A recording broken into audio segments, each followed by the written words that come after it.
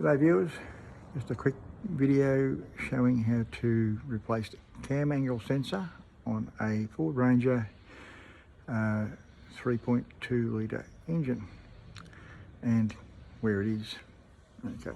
Okay, now getting to it is the first challenge because it lives way down the back here. Here's your fuel rail sensor, and directly below that, I don't know if I can get this camera in there, that little hole, that's where it came out of.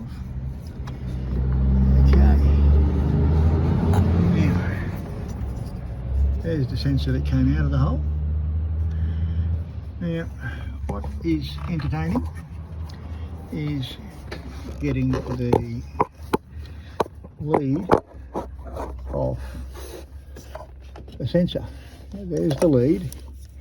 Now there is no bloody room in there to get it to press in the little press in part, which of course when it's in there is on the bottom and there's no room. Sensor sits like so, that like so.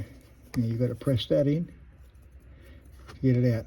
Now what I found is I undid the bolt carefully without losing it while it was assembled, pulled it out so I could see it, and even then I couldn't push that down hard enough to get it up. So just a little right angle pick in here and it just about fell off. Made it easy, just a right angle pick under there just to lift that up just a little bit and made it come off really easy. So new one back in the hole, bolt in, clip back on, should be as simple as that.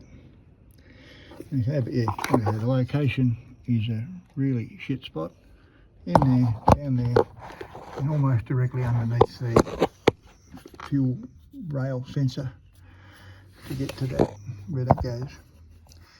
Okay, see you.